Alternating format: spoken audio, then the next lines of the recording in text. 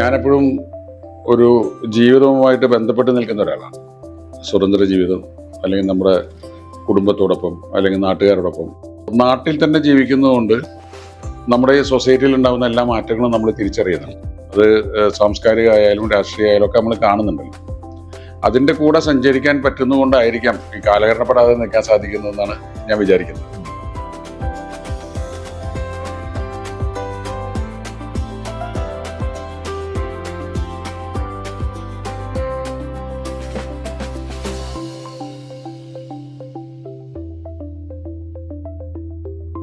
രണ്ടായിരത്തി 2026 ജനകീയം ഓണം വിശേഷാപ്രതിക്ക് വേണ്ടി അഭിമുഖം നടത്താനാണ് ഞാനിവിടെ എത്തിച്ചേർന്നിട്ടുള്ളത്.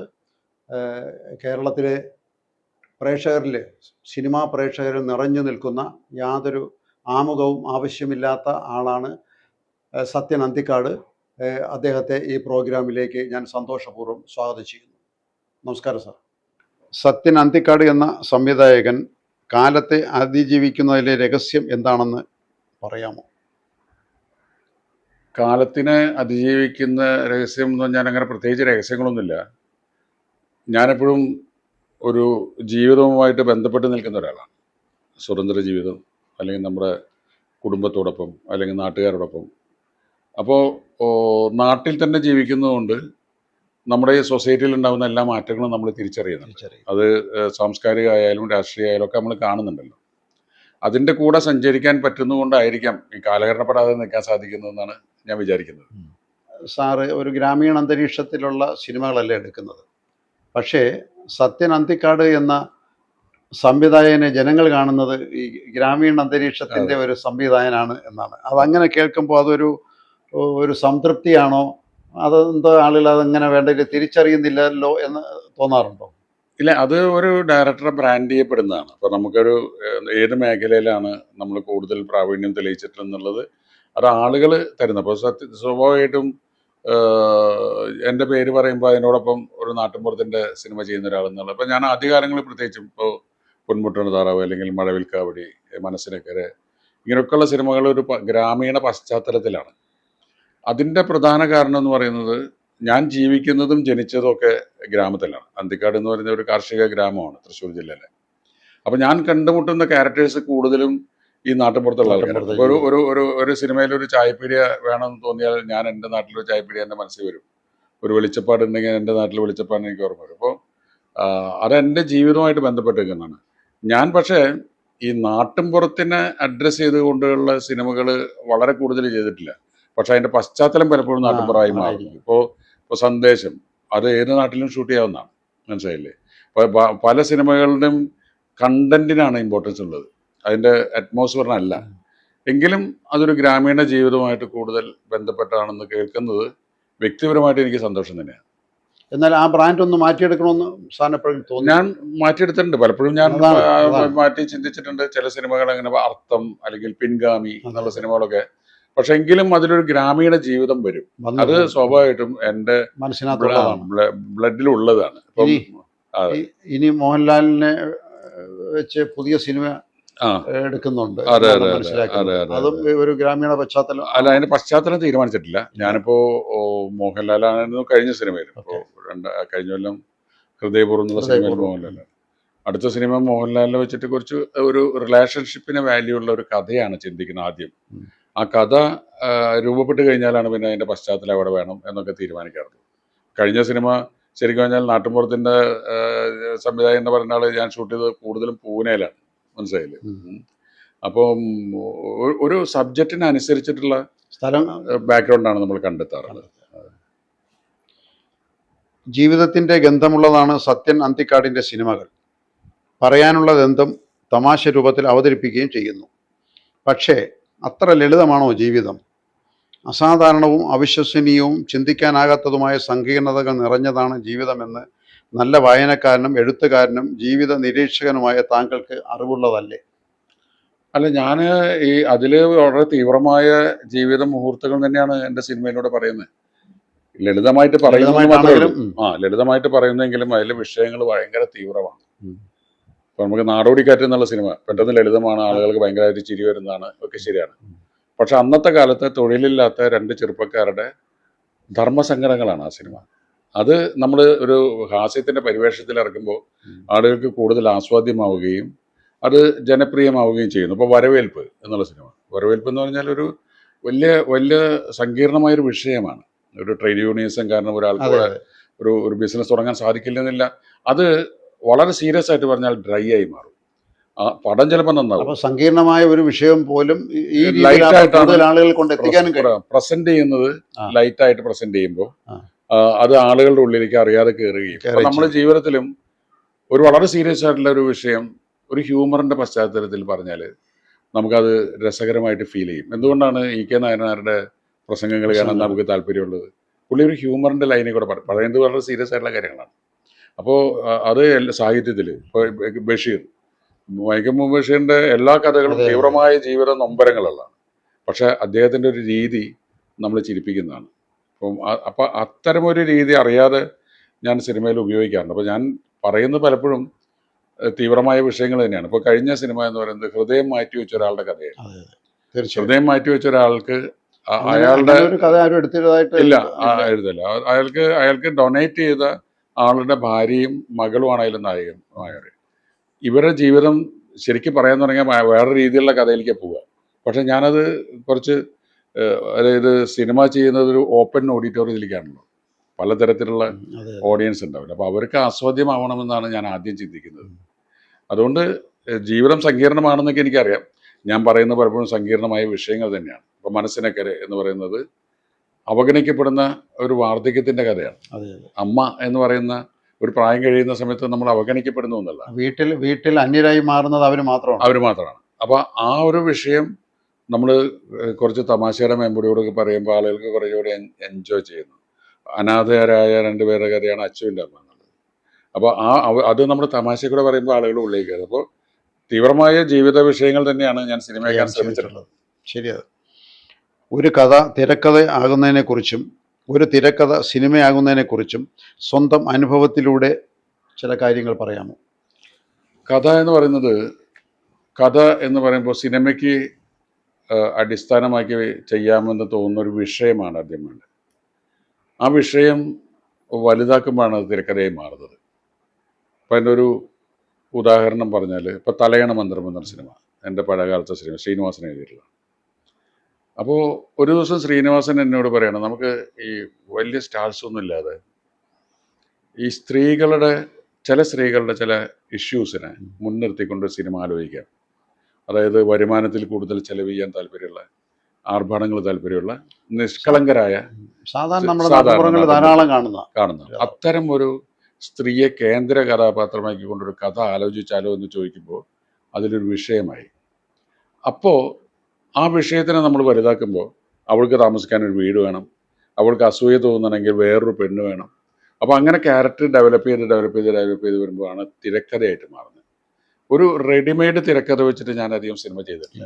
ഇപ്പോൾ നമ്മുടെ എഴുത്തുകാർ ഇപ്പോൾ രഘുനാഥ് പലേരി അല്ലെങ്കിൽ ലോഹിദാസ് ഒക്കെ ആണെങ്കിൽ തന്നെയും അവർ തിരക്കഥ വർക്ക് ചെയ്യാൻ തുടങ്ങുമ്പോൾ അതിൻ്റെ കൂടെ ഞാനും കൂടി ഇരിക്കാറുണ്ട്. അതുകൊണ്ടാണ് എൻ്റെ സിനിമകൾക്കൊരു പ്രത്യേക സിഗ്നേച്ചർ ഉണ്ടാകുന്നത്. ആര് എഴുതിയാലും നമ്മുടെ സിനിമയ്ക്ക് അതിലൊരു വേറിട്ട കാഴ്ച ഉണ്ടാകുന്നത് ഞാൻ അതിൻ്റെ കൂടെ സഞ്ചരിക്കുന്നതാണ്.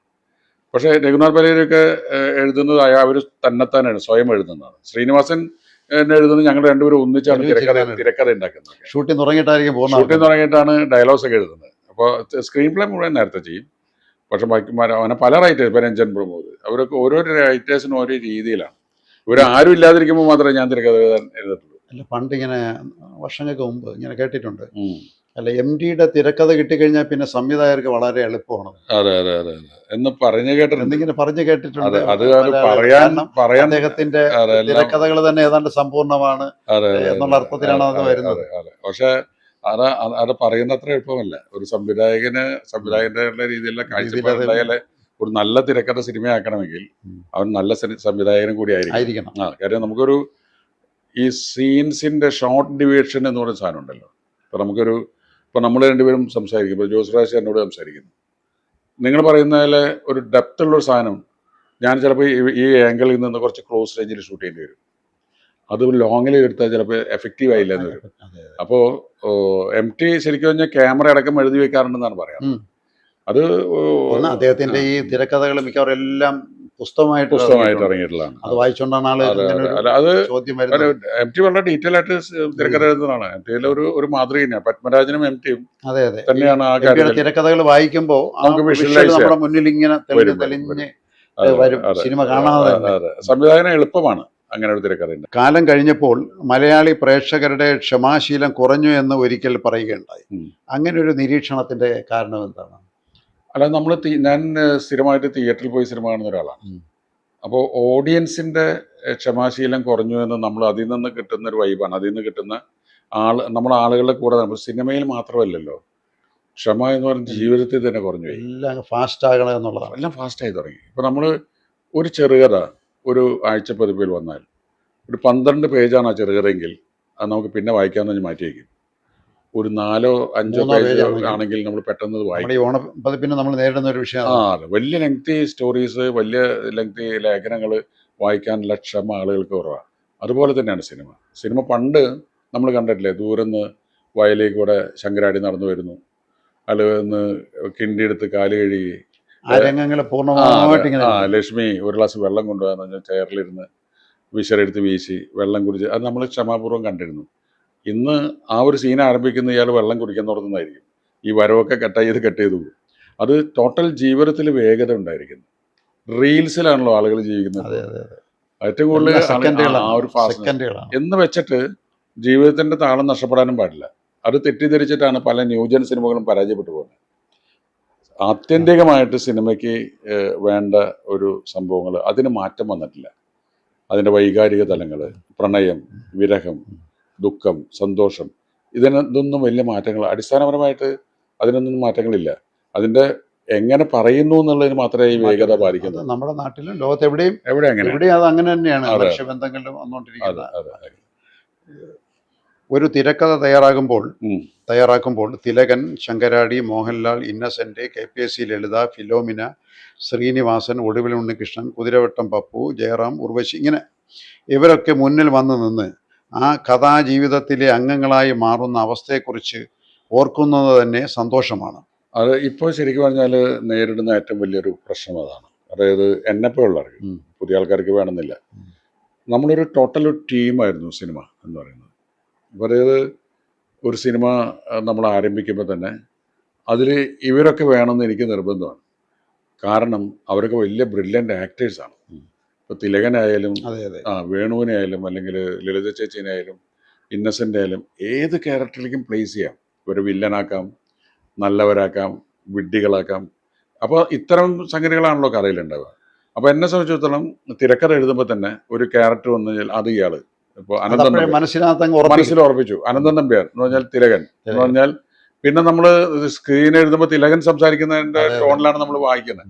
അപ്പൊ ഷൂട്ടിംഗ് തുടങ്ങും, ഭാഷയിൽ ചെറിയ വ്യത്യാസം വന്നു. പിന്നെ ഇന്നസെന്റ് സംസാരിക്കുമ്പോൾ ഇന്നസെന്റിന്റെ മാനറിസംസ് ഓരോ നാട്ടിലും അവരുടെ ഓരോ ഭാഷകളാണ്. ഇപ്പൊ KPSC എഴുതുകയാണെങ്കിൽ ലളിതയുടെ പ്രകടനങ്ങൾ മുഴുവൻ നമുക്ക് ബൈഹാർട്ടാണ്. അപ്പോൾ ലളിത ചേച്ചി അത് എങ്ങനെ പ്രസന്റ് ചെയ്യും എന്ന് നമുക്കറിയാം. അപ്പൊ ഈ ആർട്ടിസ്റ്റിനെ മുൻനിർത്തിക്കൊണ്ടാണ് നമ്മൾ തിരക്കഥ ഉണ്ടാക്കുന്നത്. നമ്മൾ കമേഴ്ഷ്യൽ സംവിധാനമാണ്. അപ്പോൾ ശരിക്കും പറഞ്ഞാൽ അങ്ങനെയല്ല യഥാർത്ഥ ഫിലിം മേക്കേഴ്സ് ചെയ്യുന്നത് പറയുന്നത്. പക്ഷെ ഞാൻ ചെയ്യുന്നത് പലപ്പോഴും ആർട്ടിസ്റ്റുകൾ മുന്നിൽ കണ്ടുകൊണ്ടാണ്. ക്യാരക്ടേഴ്സ് വരുമ്പോൾ ആ ഒരു സിസ്റ്റം ഇപ്പോൾ തകർന്നു പോയി എന്നുള്ള കാര്യം. എൻ്റെ മുമ്പിൽ കഥാപാത്രങ്ങൾക്ക് മുഖങ്ങളില്ലാതായി.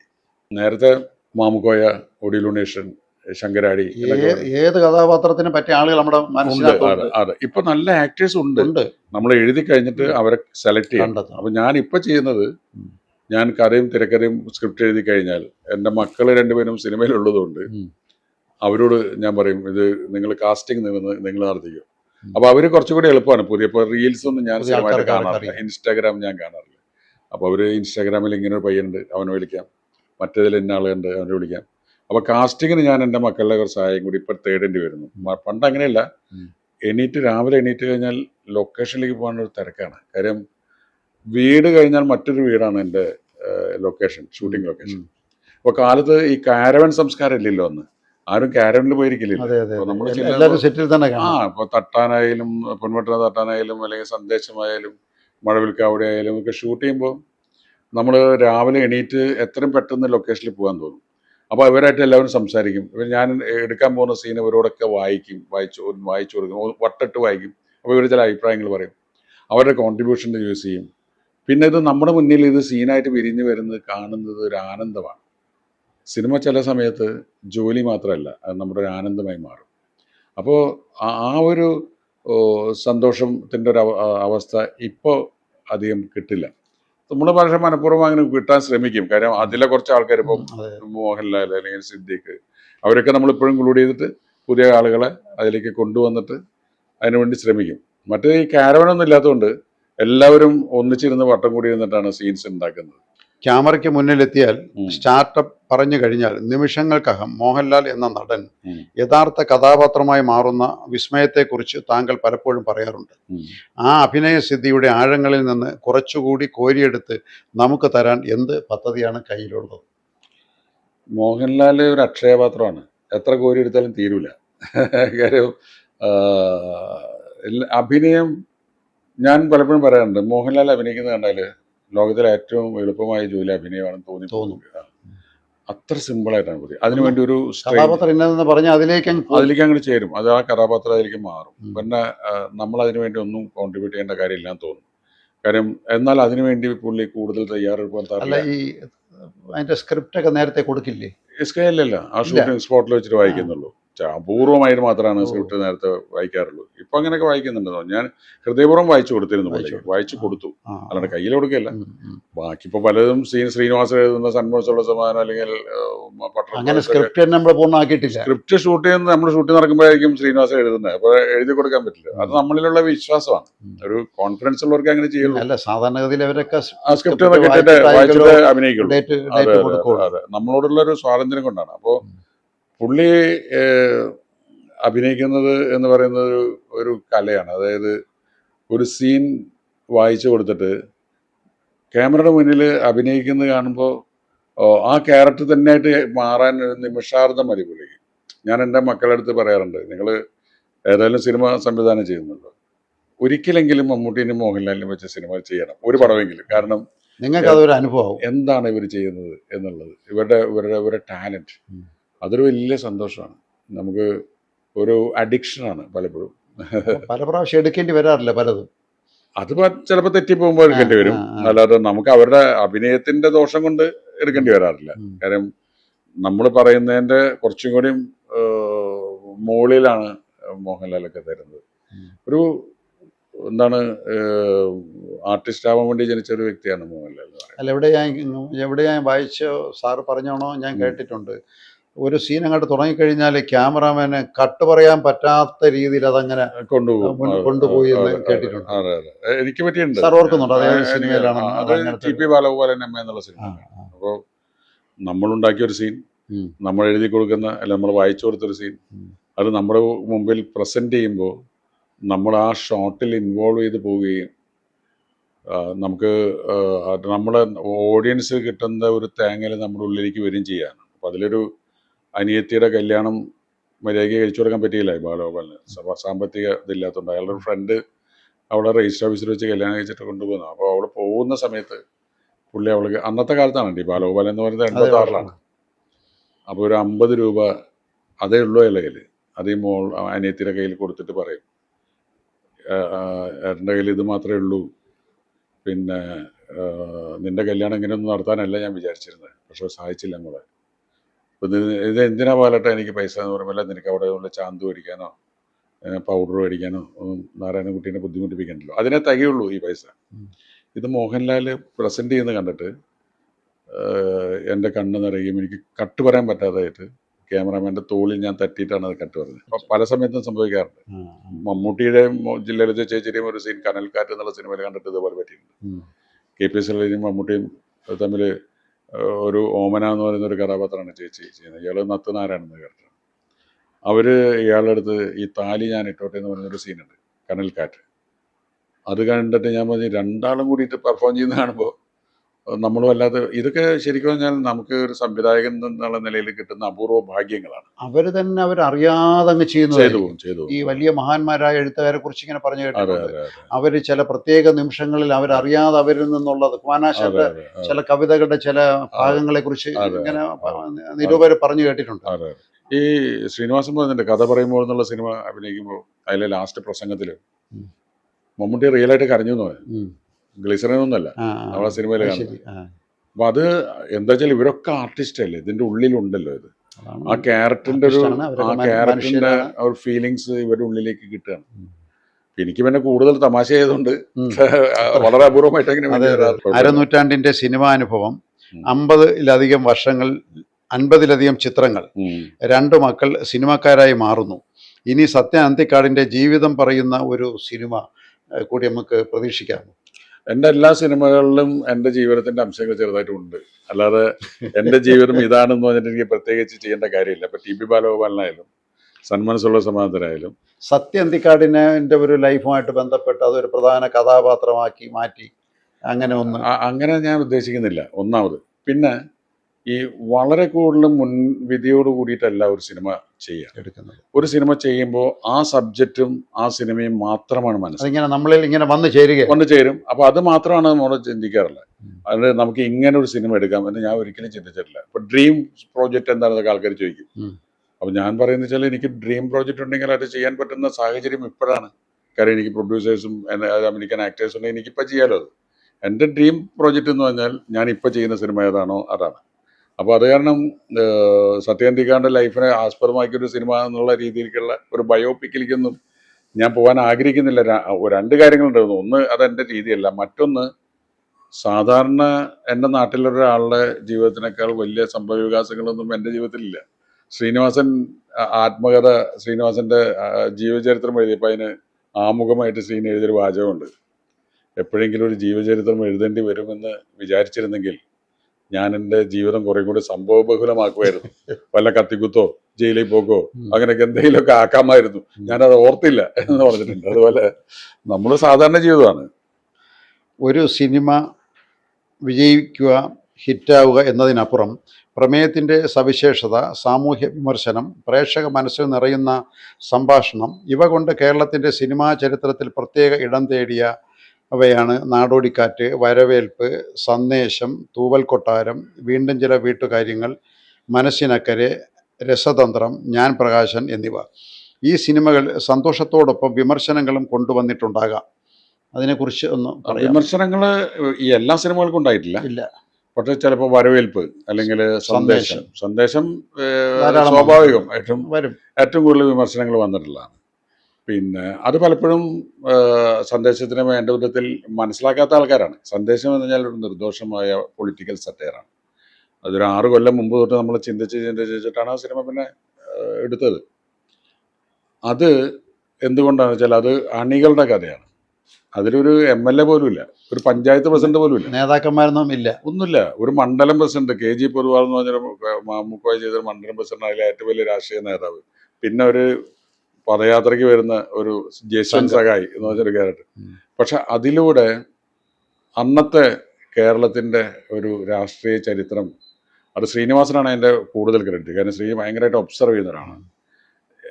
ഈ അന്തിക്കാടും പാട്ടിയും നിങ്ങൾ തയ്യാറാക്കുമ്പോൾ ആരെങ്കിലും ഒക്കെ ഇങ്ങനെ മനസ്സിൽ കണ്ടിരുന്നോ? അല്ല, അതൊരു ഇന്ന വ്യക്തി എന്ന് പറഞ്ഞിട്ടൊന്നും ഉണ്ടായിട്ടില്ല. പലരും പലപ്പോഴും പറയാറുണ്ട് ഈ താത്വിക ആചാര്യൻ ഇന്നതല്ലേ, മറ്റേത് ഇന്ന ആളല്ലേ. തിലകന്റെ റോൾ വരപ്പോ തിലകൻ ഇന്നാരാണ്, ശങ്കരാടി അങ്ങനെയൊന്നുമില്ല. അതൊക്കെ കഥാപാത്രങ്ങളാണ്. ജയറാം ഇന്നാരാണ്. ഇതിപ്പോ നമുക്ക് പല വീടുകളിലും എവിടെയും കാണാം. അപ്പൊ എൻ്റെ വീട്ടില് എൻ്റെ മൂത്ത ചേട്ടൻ കടുത്ത മാർക്സിസ്റ്റുകാരനും, 2ാമത്തെ ചേട്ടൻ അന്ധമായ കോൺഗ്രസ് അനുഭാവിയാണ്. ഇവർ 2 പേരും സംസാരിക്കുന്നത് ഞാൻ ഇവിടെ കേൾക്കാണ്ട്. അതിനെ പോലെ വഴക്കൊന്നും ഉണ്ടാവാറില്ല. ഇപ്പൊ ശ്രീനിവാസനും അതുപോലെ സാധാരണക്കാരനാണ്. പല വീടുകളിലും അങ്ങനെ സംഭവിക്കാറുണ്ടല്ലോ. അപ്പൊ ഇത് അങ്ങനെ ഒരു രീതിയിൽ ഈ പൊളിറ്റിക്സ് എന്ന് പറയുന്നത് ആർക്കും എടുത്ത് ചാടാവുന്ന ഒരു സംഭവമാണെന്ന് തെറ്റിദ്ധരിച്ച ഒരു തലമുറയുടെ കഥയാണ്. അവർക്കൊരു സന്ദേശം കൊടുക്കലാണ് അതിൽ ഉദ്ദേശം. അതല്ല, ആദ്യം സ്വയം നന്നാവണം, അവനൊരു വീട് നോക്കണം, എന്നിട്ടാണ് നാട് നന്നാക്കേണ്ടത് എന്നുള്ളൊരു മെസ്സേജാണ്. അത് പഴഞ്ചൻ മെസ്സേജാണെന്ന് പറഞ്ഞിട്ട് ചീത്തയിക്കാറുണ്ട്. നമ്മൾ സ്വാർത്ഥനാവാൻ പാടില്ല എന്നൊക്കെ പറയും. നമ്മളൊക്കെ പറഞ്ഞത് നമ്മുടെ ഒരു കാഴ്ചപ്പാടാണ്, മറ്റുള്ളവരുടെ വേറെ രീതിയിൽ കാണുന്നുണ്ടാവാം. അപ്പോൾ ആ കാലത്തും ഇപ്പോഴും സന്ദേശത്തിനെതിരായിട്ട് തെറിവിളികൾ കേൾക്കാറുണ്ട്. പക്ഷെ നമ്മുടെ തമാശ എന്ന് വെച്ചാൽ ഈ 2 പാർട്ടികളെയും അതിന് ഇതാണ് ഈ പ്രതീകാത്മകമായിട്ടാണ്, അല്ലാണ്ട് ഇത് കമ്മ്യൂണിസ്റ്റ് ഇത് കോൺഗ്രസ് എന്ന് പറഞ്ഞിട്ടൊന്നുമല്ല. എങ്കിലും 2 മുന്നണികളെയും അതിൽ വിമർശിച്ചിട്ടുണ്ട്. ഇതിൻ്റെ 2ൻ്റെയും പ്രധാനപ്പെട്ട പല നേതാക്കന്മാരും ഇപ്പോഴും സന്ദേശത്തിന്റെ ആരാധകരാണ്. അത് പറയുന്നുണ്ട്. നമ്മുടെ ആ. നമ്മുടെ പിന്നെ CPI-യുടെ നേതാവ് പന്നി രവീന്ദ്രൻ ആ പറഞ്ഞത് ചിലടത്ത് പ്രസംഗിക്കപ്പോഴൊക്കെ അതെ അതെ ഇതിനെ കുറിച്ച് കോട്ട് ചെയ്യാറുണ്ട്, ഇത് കോട്ട് ചെയ്യാറുണ്ട്. MABB കോട്ട് ചെയ്യാറുണ്ട്, രാജീവ് കോട്ട് ചെയ്യാറുണ്ട്, രമേശ് ചെന്നിത്തല കോട്ട് ചെയ്യാറുണ്ട്, സതീശൻ കോട്ട് ചെയ്യാറുണ്ട്. സതീശൻ ഒരിക്കൽ ഒരു മീറ്റിംഗിൽ വെച്ച് കണ്ടപ്പോൾ എൻ്റെ അടുത്ത് പറഞ്ഞു, സന്ദേശം കണ്ടതിന്റെ നെക്സ്റ്റ് ഡേ തൊട്ടാണ് ഞാൻ അഡ്വക്കേറ്റ് ആയിട്ട് പ്രാക്ടീസ് ചെയ്യാൻ പോയി തുടങ്ങിയത്. അതിൽ ശ്രീനിവാസന്റെ കഥാപാത്രം വക്കീലാണ്. അതെ. അവൻ അതിനെ നടക്കാതെ രാഷ്ട്രീയ പ്രവർത്തനം നടക്കുകയാണ്. അപ്പോൾ അച്ഛൻ പറയുന്നുണ്ട്, നീ ആദ്യം മറ്റേ നിന്റെ ജോലിയൊന്നും ചെയ്യുന്നില്ല, പിന്നെ നെക്സ്റ്റ് ഡേ തൊട്ട് അയാൾ ജോലിക്ക് ഇറങ്ങുന്നതാണ്. ഇത് കണ്ട എൻ്റെ പിറ്റേ ദിവസം പുള്ളി ഒരു സീനിയർ അഭിഭാഷകന്റെ ജൂനിയർ ആയിട്ട് ചേർന്നു എന്ന് സതീശൻ അടുത്ത കാലത്ത് കൂടി രാഷ്ട്രീയ പ്രവർത്തനമല്ല, എന്റെ പ്രൊഫഷൻ ഇതാണ്. അങ്ങനെ 9 കൊല്ലം പിന്നെ കഴിഞ്ഞിട്ടാണ് പിന്നെ രാഷ്ട്രീയത്തിലേക്ക് വന്നത്. അപ്പൊ അങ്ങനെ പല ആൾക്കാരും പല രീതിയിലാണ് പറയുന്നത്. എന്നാലും കുറ്റം പറയുന്ന ഒരു ധാരാളമുണ്ട്. അത് ഞങ്ങൾക്ക്, എനിക്കും ശ്രീനിവാസന്റെ കേൾക്കുമ്പോൾ അന്ന് ഈ മൊബൈൽ ഫോണിന്റെ ബഹളങ്ങളോ സോഷ്യൽ മീഡിയയോ ഫേസ്ബുക്ക് ഒന്നും ഇല്ലാത്തതുകൊണ്ട് ഊമക്കത്തുകളാണ്. അതായത് ഞാനൊരു ഷൂട്ടിംഗ് കഴിഞ്ഞിട്ട് ഇവിടെ വേറെ ഏതെങ്കിലും പടത്തിന്റെ ഷൂട്ടിംഗ് കഴിഞ്ഞ് ഇവിടെ വരുമ്പോൾ ഒരു കുന്ന് കത്തുകളുണ്ടാവും. ഇത് വായിച്ച് ആസ്വദിച്ചാണ് ഇത്. അപ്പൊ ശ്രീനിവാസൻ പറഞ്ഞിട്ടുണ്ട്, നിങ്ങൾ അത് പൊട്ടിക്കരുത്, എന്റെ കത്തുകളും കൊണ്ട് ഞാൻ വരും, നമുക്ക് രണ്ടാൾക്കും ഒന്നിച്ചിരുന്നിട്ട് വേണം അത് വായിക്കാൻ. അങ്ങനെ ഞങ്ങൾ രണ്ടാളും പൊരിച്ച് ചിരിച്ചിരിച്ച് മതിയാവുന്ന വിധത്തിലാണ് തെറിവിളി. വിഷമം തോന്നുന്ന ഒന്നുമില്ല. വിഷമം തോന്നുന്ന നമ്മളെ വിഷമിപ്പിക്കാനാണ് അവർ ചെയ്യുന്നത്. നമുക്കത് കോമഡിയാണ്. ചിലര് ഈ അന്നത്തെ കാർഡില് പോസ്റ്റ് കാർഡിൽ എഴുതും. അപ്പൊ എന്ന് വെച്ചാൽ വീട്ടുകാരൊക്കെ കാണല്ലോ, ഇവിടെ തെണ്ടി അത് ഇതൊക്കെ വെച്ചിട്ടൊക്കെ നീ എന്താണ് നീ വിചാരിച്ചത് വെച്ചിട്ട് എഴുതും. അതൊക്കെ നമ്മള് വീട്ടുകാർക്കൊക്കെ ഒരിക്കൽ പൊന്മുട്ടന് തട്ടാൻ എന്നാണ് ആ പൊന്മുട്ട താറാവിൻ പേര് ആദ്യം ഇട്ടിരുന്നത്. ഇപ്പോഴും ഞാൻ പറയുമ്പോൾ പലപ്പോഴും പൊന്മുട്ട തട്ടാൻ വന്നു പോകും. അത് നല്ലൊരു ബ്യൂട്ടിഫുൾ പേരാണ്, കാൽപ്പനികമായ പേരാണ്. പക്ഷെ അത് സെൻസർ ബോർഡ് പറഞ്ഞിട്ട് നമ്മൾ തട്ടാൻ എന്നുള്ളത് മാറ്റിയിട്ട് താറാവ് നാക്കി. ആ സമയത്ത് ഉണ്ടായിരുന്ന കുറെ ഒരു പോസ്റ്റർ ഇറങ്ങിയപ്പോഴത്തേക്ക് പൊന്മുട്ടയിടുന്ന തട്ടാൻ കട്ട് ചെയ്തിട്ട് തട്ടാന്റെ മേലെ താറാവെന്ന് മാത്രം വേറെ അടിച്ച് അത് ഒട്ടിച്ചു. അത് ചിലർ കീറികളെ. എനിക്ക് ഓർമ്മയുണ്ട്. അതായത് പോസ്റ്റർ അടക്കം പ്രിന്റ് ചെയ്ത് കഴിഞ്ഞിട്ടാണല്ലോ സെൻസറിന് പോകുന്നത്. സെൻസറിന് പോയപ്പോഴാണ് ഇങ്ങനെ. അത് ബോധപൂർവ്വം ചെയ്തതാണ്, തട്ടാനെന്നുള്ളതും കൂടെ കിടക്കട്ടെ. അല്ലല്ല, ബോധപൂർവ്വം ചെയ്തല്ല. പോസ്റ്റേഴ്സ് മുഴുവൻ ഒട്ടിച്ചു കഴിഞ്ഞു. പരസ്യം പത്രത്തിലൊക്കെ പരസ്യം വന്നു കഴിഞ്ഞു പൊന്മുട്ട തട്ടാൻ. അന്നൊക്കെ ലക്ഷക്കണക്കിന് പോസ്റ്ററല്ലേ ഒട്ടിക്കാണ്. അതെ. അപ്പൊ അതിനുശേഷമാണ് സെൻസർ ബോർഡിന് പറഞ്ഞ് ഇങ്ങനെ ഒരു വിഭാഗം ആളുകളുടെ എതിർപ്പ് ഉള്ളതുകൊണ്ട് ആ പേര് ഒന്ന് മാറ്റിയാൽ കൊള്ളാം, അവരുടെ ജാതി വികാരം. അതെ. അപ്പൊ പൊന്മുട്ടന് താറാവെന്നാക്കി. അപ്പൊ പോസ്റ്റേഴ്സ് പൊട്ടിച്ചു കഴിഞ്ഞു. ഇത് മുഴുവൻ രണ്ടാമത് പ്രിന്റ് ചെയ്യാൻ പറ്റില്ല.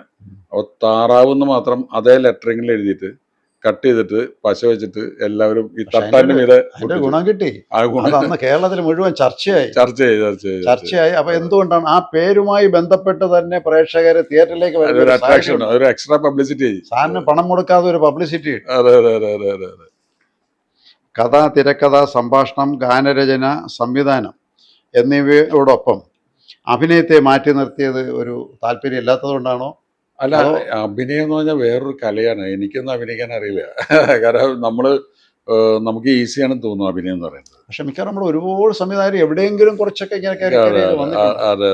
ഞാൻ ചില ഷോർട്സിലൊക്കെ അറിയാതെ ആളില്ലെങ്കിൽ എത്രപ്പത്തേക്ക് നിൽക്കാറൊക്കെ ഉണ്ടെന്നല്ലാതെ. അതിപ്പോ എന്റെ മക്കളൊക്കെ നിൽക്കും. എല്ലാ ഡയറക്ടേഴ്സും പടത്തിലെ ഇപ്പൊ ഒരു സ്ഥലത്ത് ആളില്ല എന്ന് പറഞ്ഞാൽ നിങ്ങൾ സ്റ്റാർട്ട് ചെയ്യുന്ന പറഞ്ഞാൽ നമ്മൾ അവിടെ നിൽക്കും. വല്ല പേപ്പർ എടുത്ത് അങ്ങോട്ട് പോകുന്ന പോലെ, ഒരു ബസ്സിൽ കയറി പോകുന്ന പോലെയൊക്കെ, ചിലപ്പോൾ നമ്മൾ റെയിൽവേ സ്റ്റേഷൻ നടന്നു പോകുന്ന പോലെയൊക്കെ കഴിയുന്നല്ലാതെ. അഭിനയം എന്ന് പറഞ്ഞാൽ അതിനൊരു വേറെ സ്കില്ലാണ്. എനിക്കത് ഉണ്ടെന്ന് എനിക്ക് തോന്നിയിട്ടില്ല. ഞാനിപ്പോൾ ഈ അഭിമുഖങ്ങളിൽ പോലും ക്യാമറേനെ അഭിമുഖീകരിക്കുന്നത് ക്യാമറേനെ മനഃപൂർവ്വം മറക്കാമെന്ന് വിചാരിച്ചിട്ടാണ്. ഒരു ആക്ടർ എങ്ങനെ ഇന്ന സീനിൽ അഭിനയിക്കണം എന്ന് നന്നായി പറഞ്ഞു കൊടുക്കണമെങ്കിൽ ആ സംവിധായകന്റെ ഉള്ളിൽ നല്ലൊരു അഭിനേതാവ് ഉണ്ടാകട്ടെ. തീർച്ചയായിട്ടും അത് നമ്മുടെ ഉള്ളിലുണ്ട്. അത് നമ്മൾ പ്രകടിപ്പിക്കല് വേറൊരു കലയാണ്.